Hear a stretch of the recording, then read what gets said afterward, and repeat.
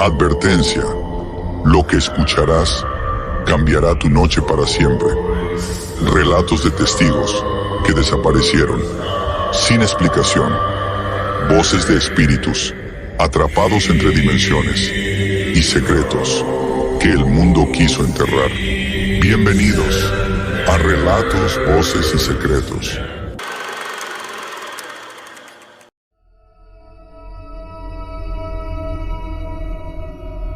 La maldición heredada. Escribo estas líneas no para provocar escalofríos, sino para vaciar el peso de una herencia que nunca elegí. Mi familia arrastra una sombra desde que mi abuelo materno, según murmuran los mayores, selló un pacto con lo innombrable. Hoy, a mis 36 años, aún resuenan en mí 3 episodios de una infancia donde lo sobrenatural rozó mi piel como un aliento frío. El recién nacido. Mis padres dormían conmigo entre ellos, en un cuarto añadido a la casa de mi abuela paterna.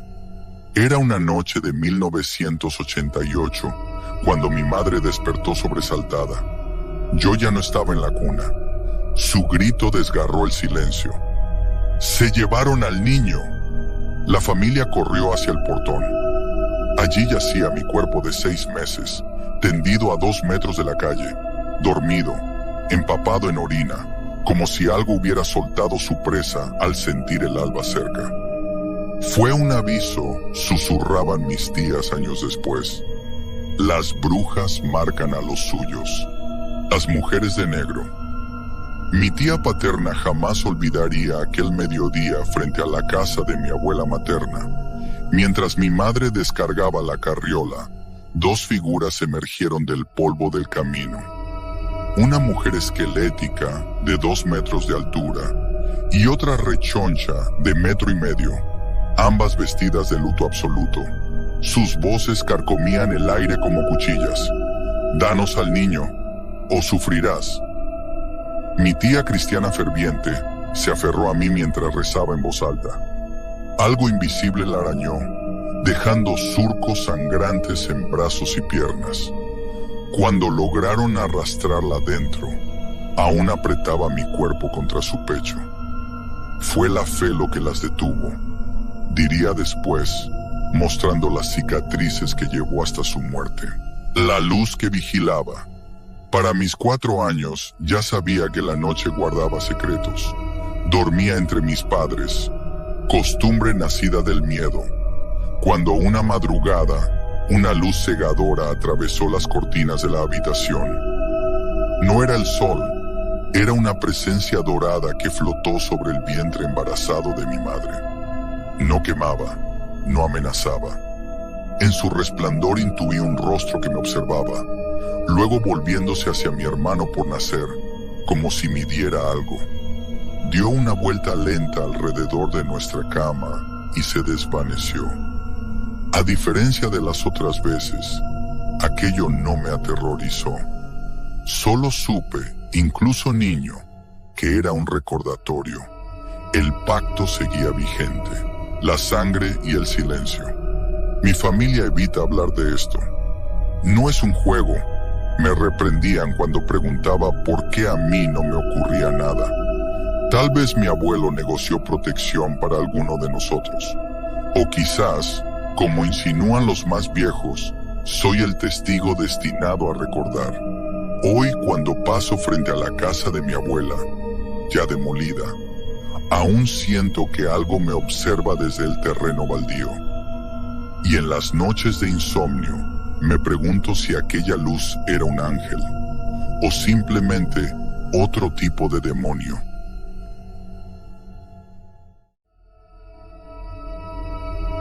Las llamadas del Ajusco.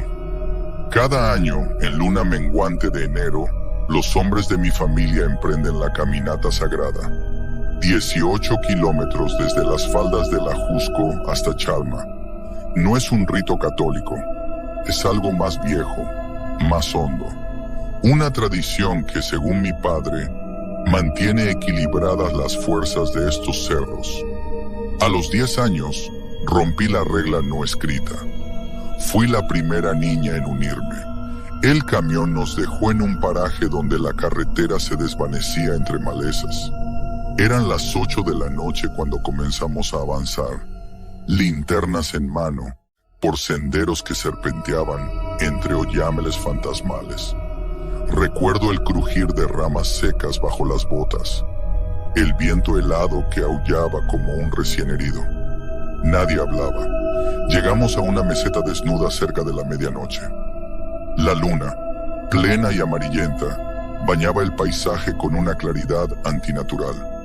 Fue entonces cuando las vi, 2 esferas de fuego azulado, del tamaño de cabezas humanas, flotando a unos 300 metros. No ardían, palpitaban, como corazones colgados en la nada. Subían y bajaban entre los pinos, trazando círculos perfectos. «¡Chinche alarma!», gritó alguien. Silbatos estridentes resonaron en cadena.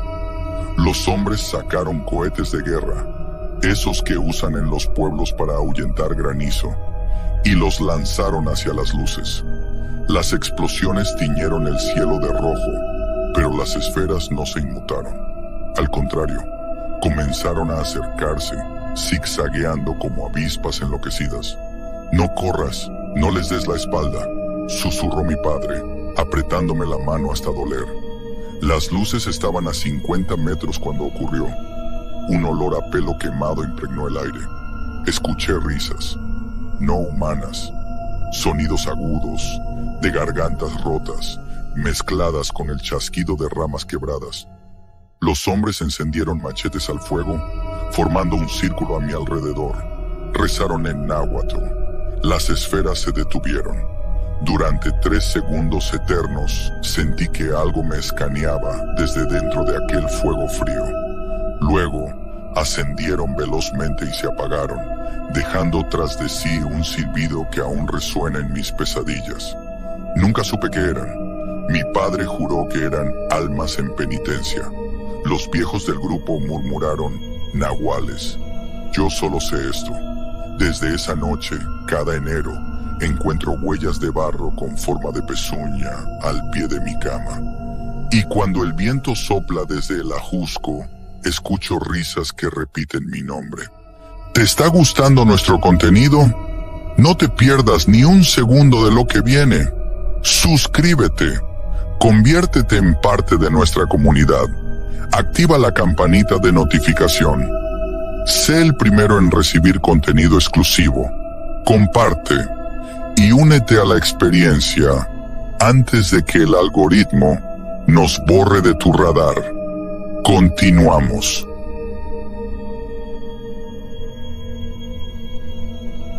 El Catrín. Lo que le relataré le ocurrió a mi padre durante sus años como luchador profesional. Todas las noches tras su jornada laboral, mi padre salía a entrenar en la madrugada. Al terminar, se dirigía directamente a casa, pues mi hermano era aún un bebé y mis padres vivían en Monterrey, en la colonia moderna. Él solía contar que, en su camino, siempre pasaba frente a una iglesia, pero aquella noche algo era distinto. El aire que respiraba se sentía pesado, cargado de una inquietud que le erizó la piel. Como de costumbre, al cruzar el estacionamiento del templo, golpeaba la cadena que colgaba allí.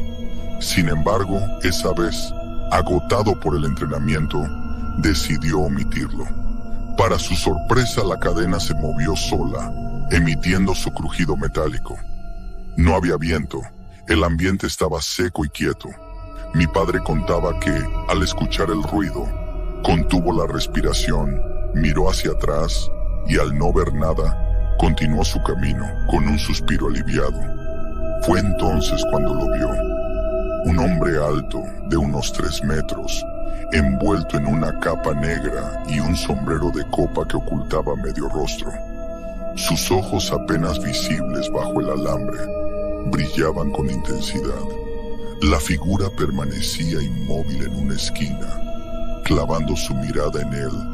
Mi padre intentó distinguir sus facciones, pero solo atinó a acelerar el paso, sintiendo un escalofrío que le recorrió la espalda.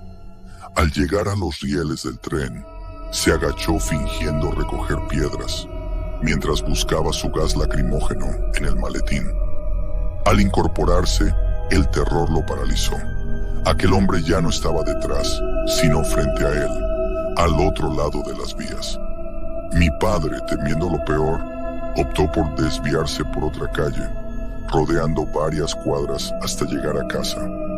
Al contarle a mi madre lo sucedido, no dudó en afirmar: me encontré al Catrín, igualito al de la lotería. Y así, entre el asombro y el misterio, aquella historia se convirtió en leyenda familiar.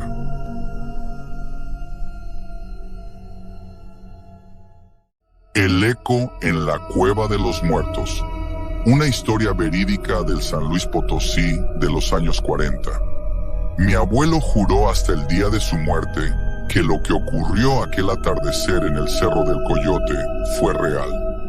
Su hermano Juan, de apenas 11 años, se convirtió en testigo de algo que helaría la sangre hasta al más incrédulo. Eran 10 hermanos en total, criaturas salvajes que convertían los terrenos áridos de la hacienda en su reino.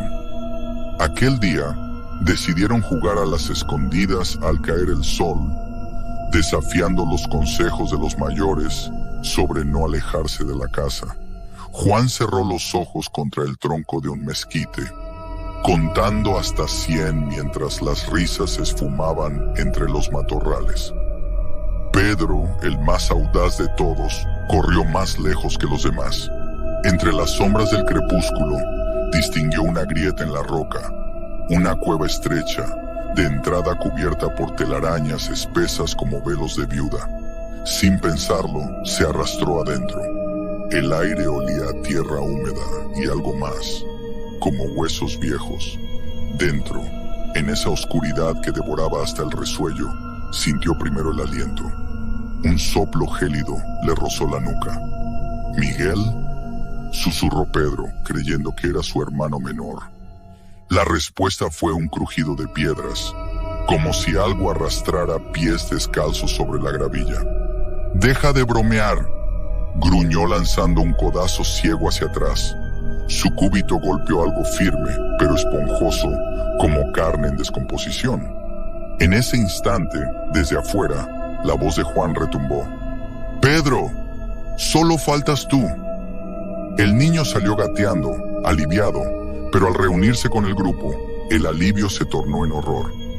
«¿Por qué dijiste que faltaba alguien más?», preguntó Rosa, la mayor, señalando a los 9 hermanos presentes. Pedro palideció. «Porque alguien respiró conmigo en la cueva». Ninguno se atrevió a reír. Las miradas se clavaron en la grieta oscura, ahora silenciosa. Fue Rosa quien contó de nuevo. 1, 2, 3, 10 cabezas.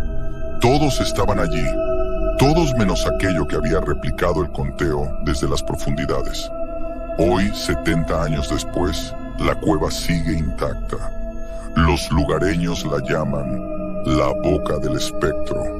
Y dicen que si te acercas al anochecer, oirás un susurro diciendo: «Soy el 11avo, ¿vienes a jugar conmigo?». Si llegaste hasta aquí, ya no eres un espectador, eres guardián de relatos, una pieza clave en esta cadena de voces y cómplice de secretos que no se apagan. Gracias por elegirnos como tus narradores nocturnos. Y recuerda que los sueños no te delaten.